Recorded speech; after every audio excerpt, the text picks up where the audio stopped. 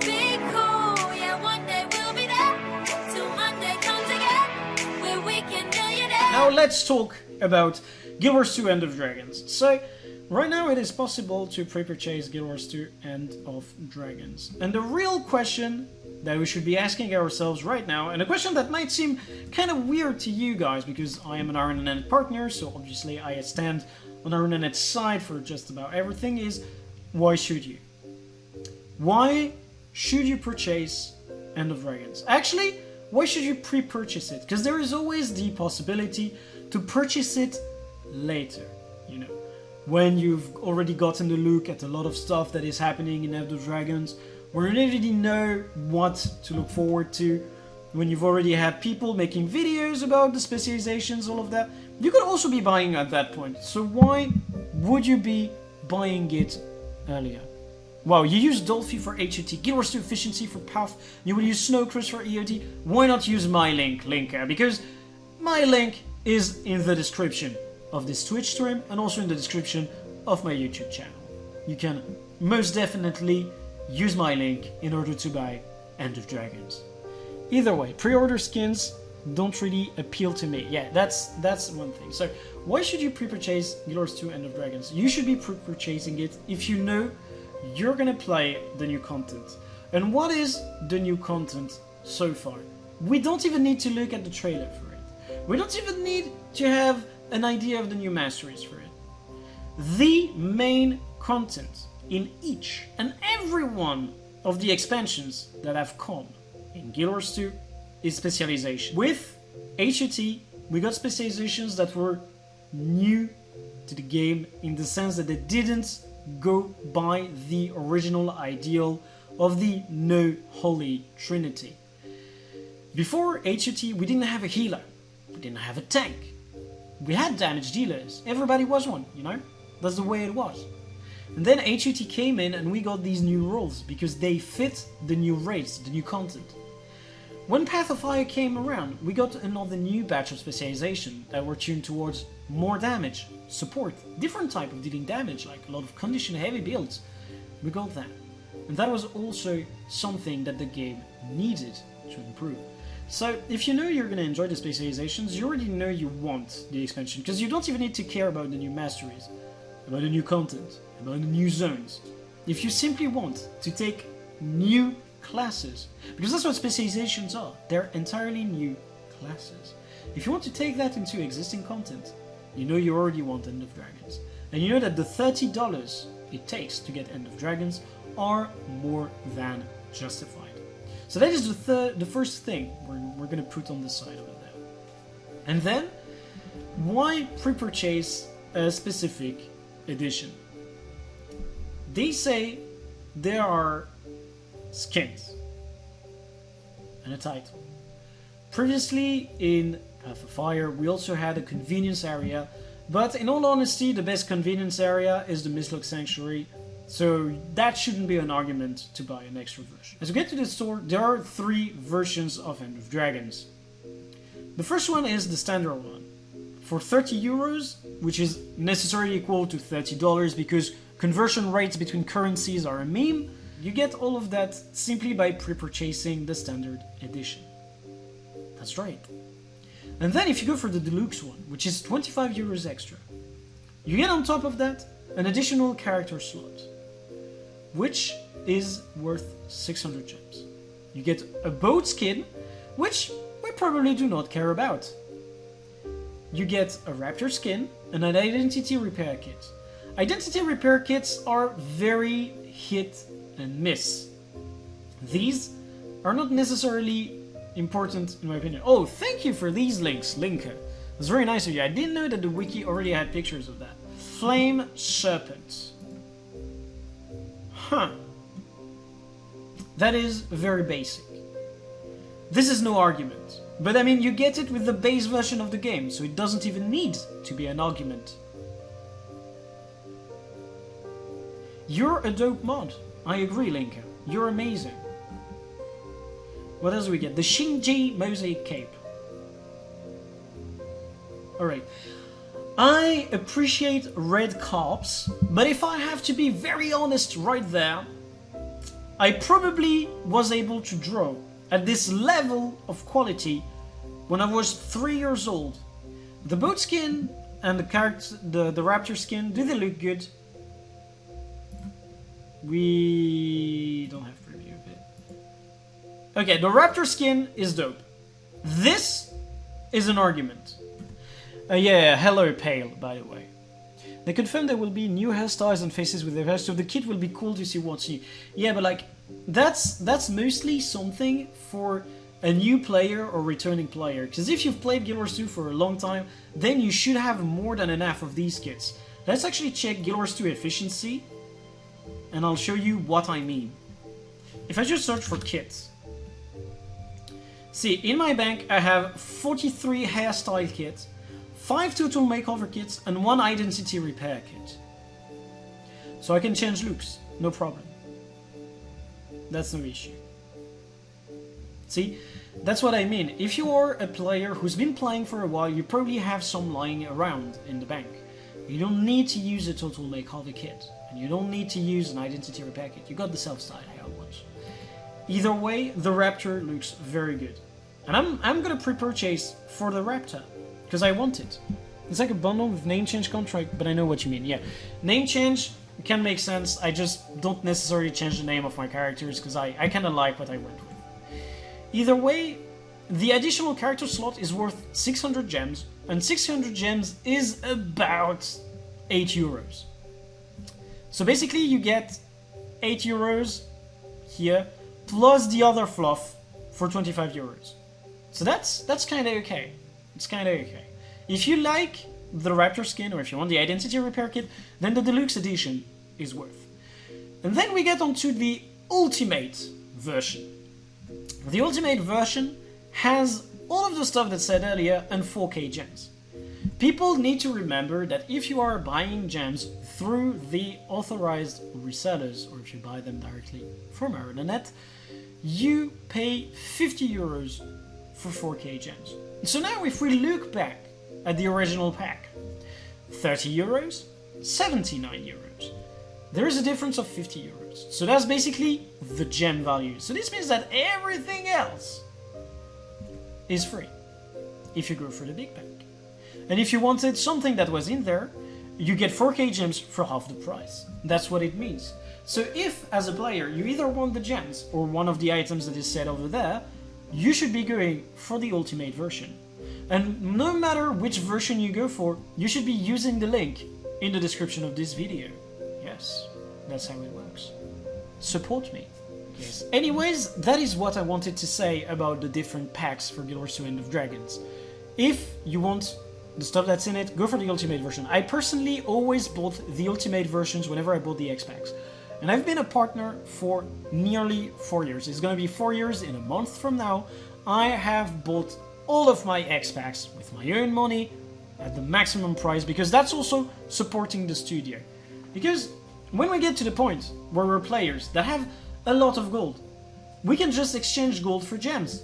We don't need to buy gems anymore, right? And when you get to that point, you necessarily would not want to spend money on the game. But if you want the game to keep going on, if you want to support the studio, you need to spend your money. You only pay for X-Pact. Yeah, that's kind of good, and that's what you should be.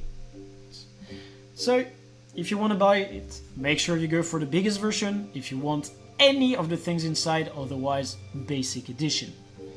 And if you are looking at helping me out, use the link in the video description once again. Now that we've talked about that, let's go back to what we were saying earlier. We get the beta events. That is very important. Why? Because if you aren't sure about pre-purchasing the game yet, these are gonna be what makes you decide. As I said earlier, the main content in an X-Pack isn't the new zones. It's not new skins, new masteries. It's not even new game modes. It is specializations. Specializations are the X-Pack, and the X-Pack is Specializations. Right there, we get 4 beta events. The first one, we have 3 classes. The second one, we have another 3. And the last one, we have the last 3. Finally, on the 4th beta event, we can play all the classes. So, This is very important for you to participate in. Talk about collector edition, the one I need.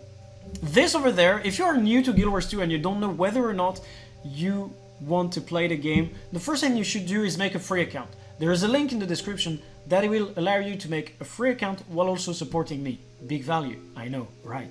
You can play the game and see whether or not the gameplay is good for you. Because not everybody likes games that are very interactive like Guild Wars 2 is. If you play Final Fantasy XIV, it is a little bit more static. If you play other games such as, I don't know, Blade and Soul, or maybe if you go for Black Desert Online, these are games that are even more faster paced than Guild Wars 2. So try it out, play Guild Wars 2 a little bit, and if you find out that you enjoy it, this is where you want to go.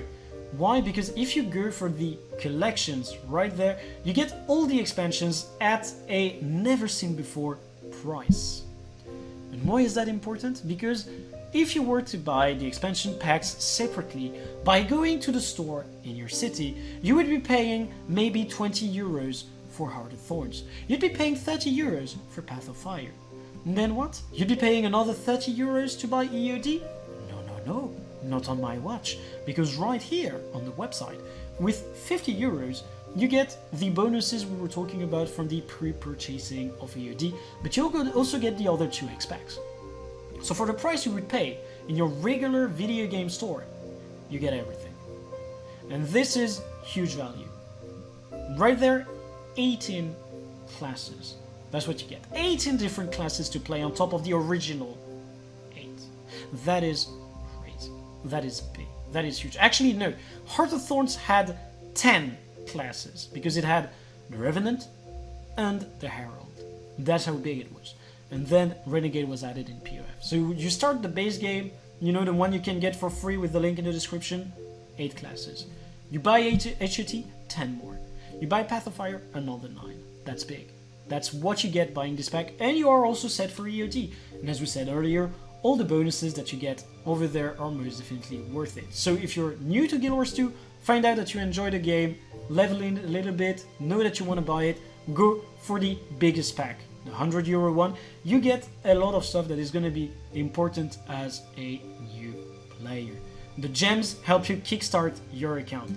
All the X-Packs for the lowest price. An extra inventory slot, max level boost, additional characters, all of that super important. Go for it. And also, yeah, the game is buy to play. That is super important. If you are buying into subscription-based game like Final Fantasy, WoW, and this kind of stuff, you know that sometimes you're not playing it. You're losing money on it because you're paying the sub, you're not playing. Guild Wars 2, no problem. You don't want to touch it for 6 months because you're focusing on your finals and you want to get into the best school. Just put the game aside, focus on your life. It's gonna be there exactly the same 6 months after. No problem. I say exactly the same. Maybe you will get stricken by the balance bat, but that happens to the best of us.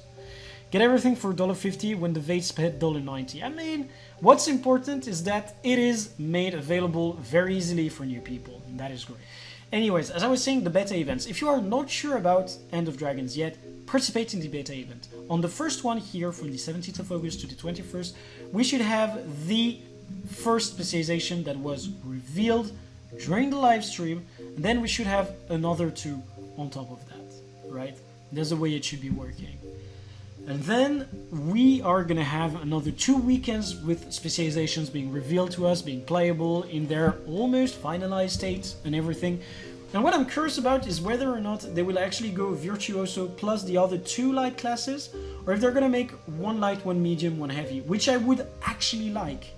It would be much better if we get 1 light, 1 medium, 1 heavy, because not everybody is into 1, and maybe you only have 1 set of legendary armor, 1 weight, and you will want to be able to play all of that weight. So yeah, there we go. With this said and done, it is now time to go about and try and guess a little bit extra stuff on the specializations, because I know that you guys love the specializations.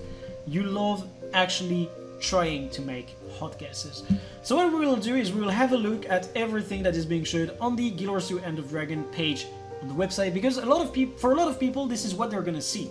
You know, this is where they will get their information about EOD.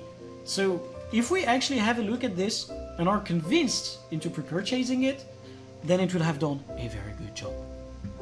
So yeah, the trailer we've already seen, we don't need to react to that, let's move onwards. See, they've done stuff very right. The first thing you see, February 2022, the release month. That's so important. You know when you're getting it. That is super important. And then the big pre-purchase now. Marketing at Aeronet, big props. You did it right. Story, the cycle is reborn. This is the third expansion of the, they always say award-winning, critically acclaimed, all of that, normal. The Dragon cycle has sustained and blighted terror for ages, is Coloxim. Mortal hearts and choices will define this moment in history and incur in the future forever. Indeed, we've been killing dragons. We've killed a lot of them. As a matter of fact, Zaitan was slain in core. As we played into Heart of Thorns, we dunked on Mordremoth. As we moved onwards into Path of Fire, we took Krakatorik and made it into minced rocks. And then we took a little bit of Primordius, a little bit of Jolmag, and went PAH! So what do we got left? We got a single dragon, the Deep Sea Dragon. And that dragon is featured in this expansion. But of course there is an extra dragon, our own little crystal dragon, Aurene, right? But let's put her aside for now and focus on this new dragon. This should be actually dope. Empire of the Dragon, the Canthan continent. As a matter of fact, I have never played Guild Wars 1, so I don't really know about Cantha. I don't know about these places. What I am hyped about is the fact that we're getting new areas that, if you remember the trailer, are actually gorgeous. We get very nicely designed areas that we get to enjoy for time and time again. This is exactly what you want from an X-Pack. We get our content in the Specializations, and we get a place to enjoy that new content in these new areas. Well, technically old areas, but updated to nowadays taste. And of course, that means we get to do a lot of stuff with mounts, gliding, all of that. So that's pretty good. And there is the part that interests me the most. Elite Specializations. You know, that's what we actually want to talk about today. 9 specs forthcoming. So there were a lot of people that have made various guesses about which one was which, and that is what I want to do with you guys today. I want us to try and brainstorm together which spec could be which current class. Naturally, this one has the little daggers, or as we could call them, the little kunai, you know, if we go full weeb, you know, because as a Naruto fanboy, I know the difference between a shuriken and a kunai, right? The biggest scam in life. No, that's no scam.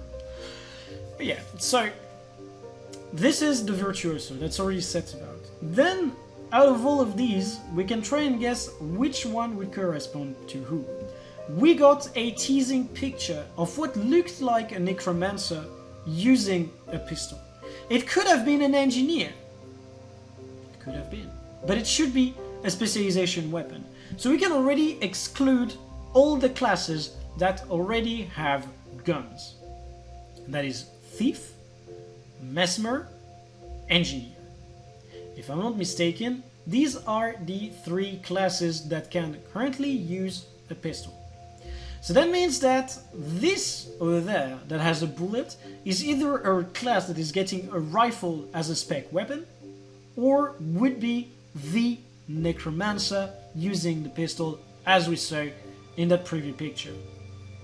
Yet, I am feeling that the necromancer would be this one. You know, that mask right there. I'm feeling it. I just have a feeling.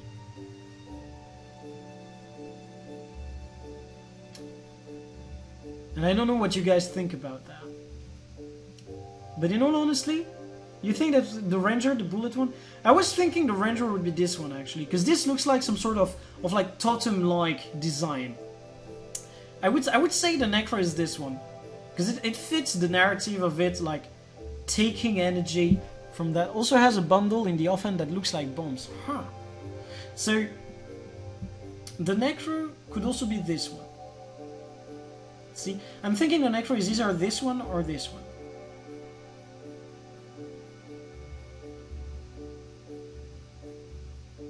I'm thinking it. Or it could be that this one is the Revenant.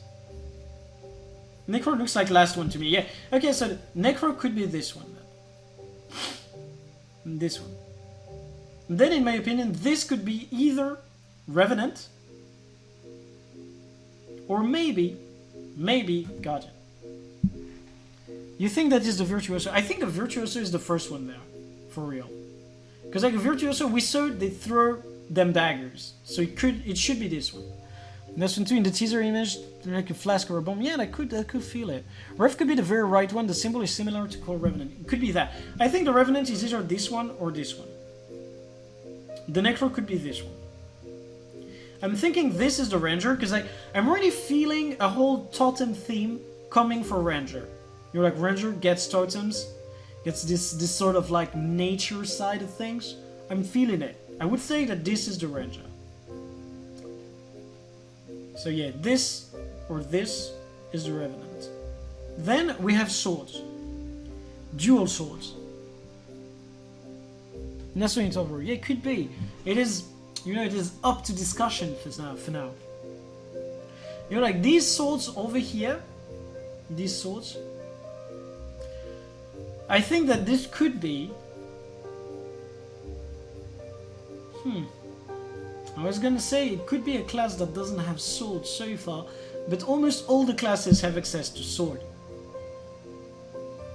The first one on the left is the Ninja for Thief. Yeah, I mean, this is kind of hard, you know, because we don't have colors, we don't know about the stuff. The eye-like symbol is part of other Rev symbols now. It is true, it is true. This could very well be the Rev.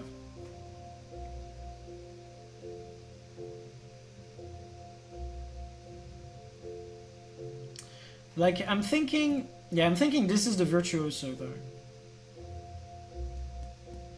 Because Virtuoso fights with daggers. Throwing daggers. And this is like throwing daggers. Double sword. Which class in Gears 2 doesn't have swords so far? Ranger has it. Thief has it. Revenant has it. Warrior has it. Guardian has it. Ellie has it. I'm thinking. I am Thonky. Necro doesn't, but we know it gets the pistol. So who's left? Engineer has it as well. I think all the classes have it. A sword second hand, yeah. Sword second hand? Who could it be? No, like we're taking wild bets so far. Ranger sword second hand. Yeah, it could be that. Could be that also. It could be a solution. But like, you know, like the three things over there, you know, it makes me think about the alley, to be fair, because the alley has like these small little prisms representing elements, but there are only 3 of them. So I'm not sure about what to think. Because I was thinking the alley could be the flame here, or that could be the berserker.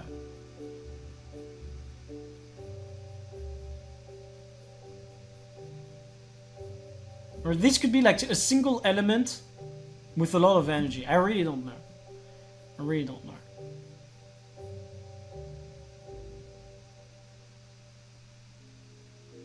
You win. NG is the lower mid one.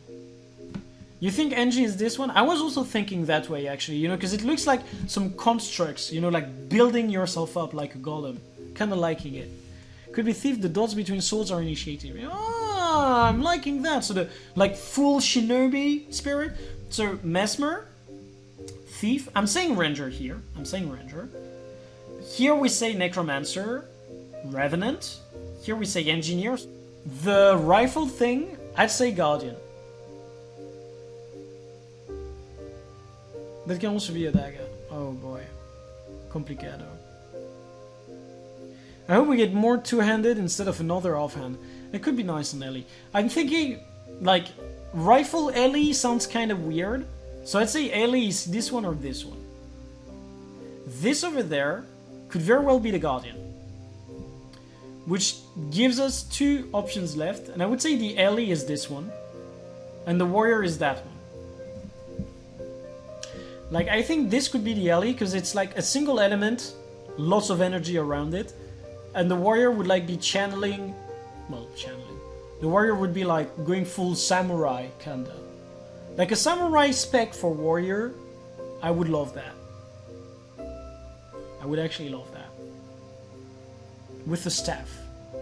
With a staff like the, what do you call that?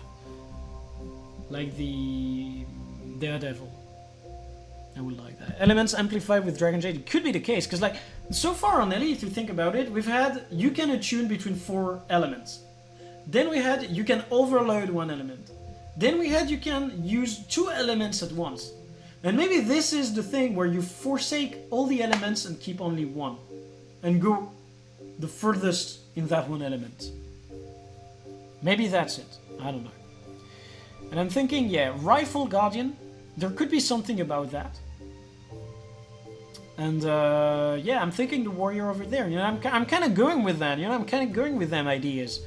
This could be very well be the case. I like that. We're keeping that idea. All right, so that's it for our analysis on the Elite Specialization. We get a first look at it in 16 days from now, and I'm so thrilled. I'm gonna be streaming during the beta event. If we get the Ranger spec in the beta event, I am camping that. I want to test everything. By the way, to the people who are not aware about it, when a beta event happens, there is usually a cloning of the accounts that is being done beforehand. What that means for you as a player is that everything on your account is going to be untouched during the weekend.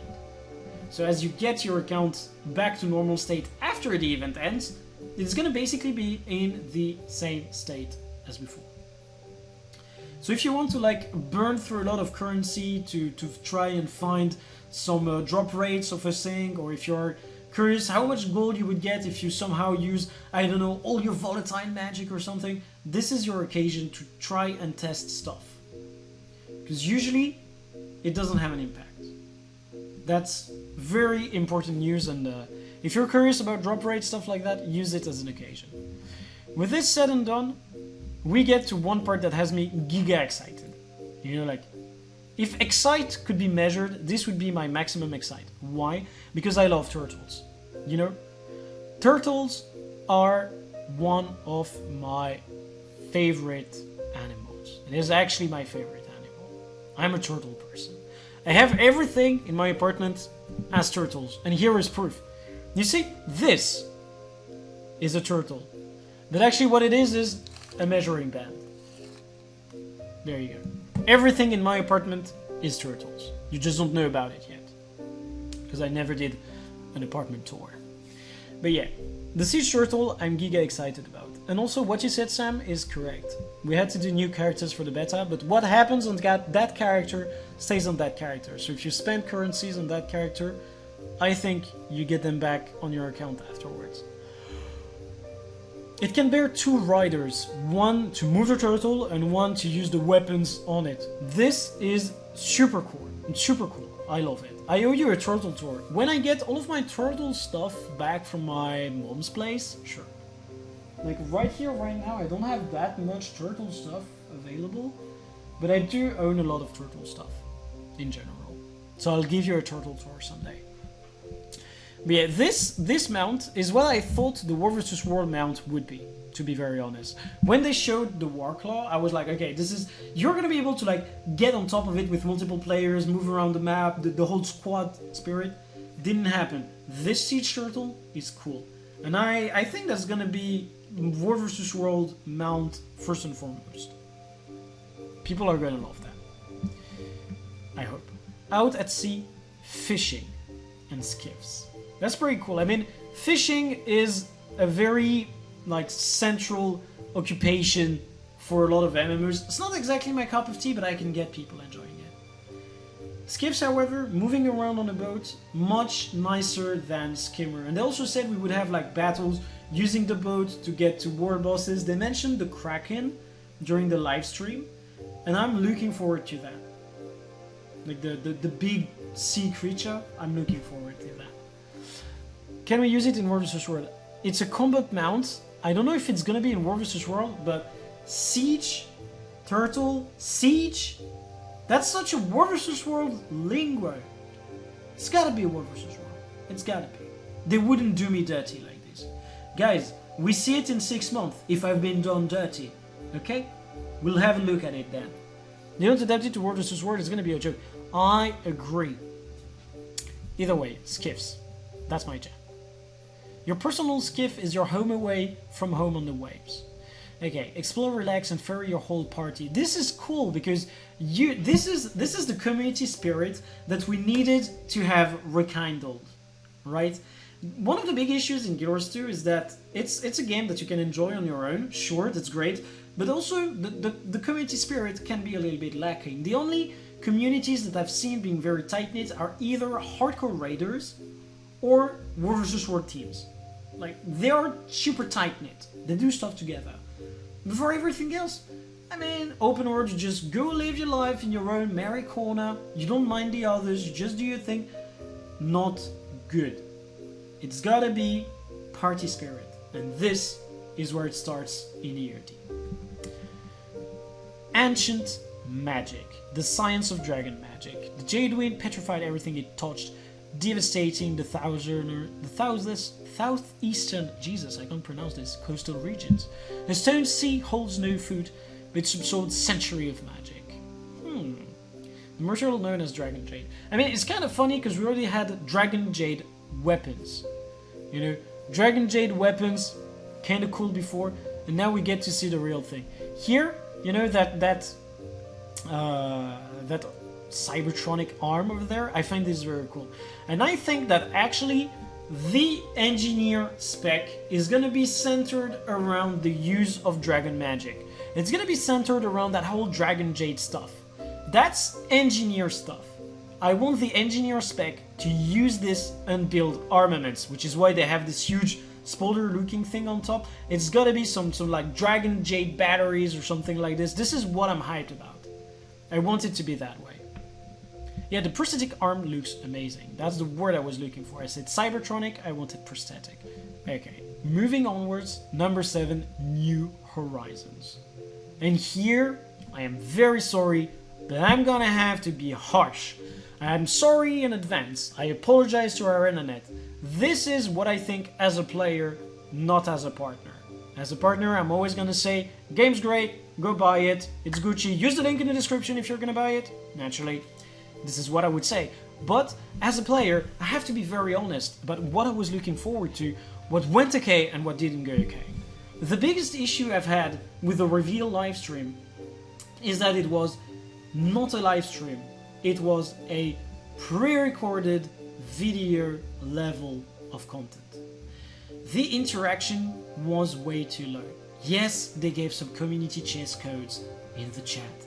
Yes, they organized some stuff, the hype was built up, everything. Yes, we had a pre-show that was actually great. The pre-show with Bird of Chess was fucking dope. She rocked. She owned this. So good. But beyond that, the live stream felt more like a show than a conversation, which is, in my opinion, a waste of a live stream. You know, that's what I'm gonna say here. I'm very sorry, but that's the way I feel. So, let's talk about what they're showing over there and what were my other gripes with the livestream. Strike missions. Lead a fierce squad, battle, earn enticing rewards, and be a reckoning force. Sure, it is great to have new strike missions. I, for one, am happy that we're getting PvE content. Still, I think that strike missions are not the way to go. They are a gateway into getting into raids, into getting into hardcore stuff. That's how I feel they are. I don't want strike missions to be the new thing. I want RNNet to stop doing new iterations. I want RNNet to give me dungeons, fractals, raids. Instead of trying and create yet a new thing, give it a little bit of content and move to the new thing. In my opinion, the new expansion shouldn't have had strike missions. It should have had dungeons tied into the story the same way we had them in core. That's a nice one, Sam, and that is very correct there. They couldn't differentiate blue from black at Merced Overseer. That's a little bit worrisome. You know, you win some, you lose some. But yeah, in my opinion, having dungeons that would have tied into the expansion story would have been great. You know, we would have been in a situation where you would have played a story mode dungeon, you would have progressed in your story and then came back to it for explorable. That would have just been great. That would have been perfect. This is exactly the type of content that tells a story. Nothing tells a story like a core dungeon. You know, you play raids, there is a story behind raids. I'm sure none of you guys could tell me right now, off the top of your head, what's the story in raids. You can't. But you and I can tell the story about dungeons. The fractals, they're a patchwork. They were made to be a patchwork. They're kind of living their own story. But dungeons, they tell stories. And this is why I think we should have had dungeons to carry the End of Dragon story. But that's just me. On the topic of legendary weapons, I am disappointed. I very seldom say I am disappointed, but today, and more specifically during the live stream this week, I was disappointed. The new legendary weapons, they look nice. Yes. The whole Orin looking skin, that is such a good idea. Orin is the new center of the story. Having legendary skin tied around Orin would be good. But not all of them. In my opinion, we should have been having, as always, different legendary skins that each have their bit of lore. Having all of them look the same, being tied to Orin, makes the new legendary weapons feel like legendary armor. You get skins that are very streamlined. You get skins that have no story, no creativity behind them. You get skins. You get legendary items. You do not get a sense of accomplishment, a journey based on the story you wanted to live. And that is the difference. Anyways, we get to the last point over there, the guild halls. The new guild hall is, in my opinion, gonna look amazing. It's gonna be somewhere between the Chinese abode for the gods and the Jade Sea, the Khan Sea. We're gonna love that. It's gonna look great. I think the guild hall is gonna be a reason for a lot of players to get into guilds. Because you can play the game without ever needing a guild. But here, playing in the guild hall, you will want to be in a guild. Don't you like Orin?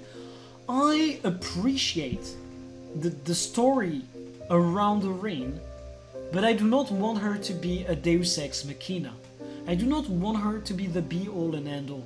I want her to be what she was meant to be at the start, which is a vector for the story. It could be more cheaper than Gen 1 and Gen 2. Yeah, kinda. That still wouldn't make it alright in my opinion. They force her into our face all the time. Legendary utility is also very important for people who don't care about the look. Yeah, exactly. That's a way for people to get legendary weapons. Maybe they're gonna be easier to get and then kinda makes sense, right? It kinda makes sense. Either way, galleries, have a look at that. Looks good. New version of Crate character looking like a Naga. Kinda nice. I like it. New mobs is dope. And see, the boats, they look good. The whole scenery looks amazing. This quality level design, that's what I want to say.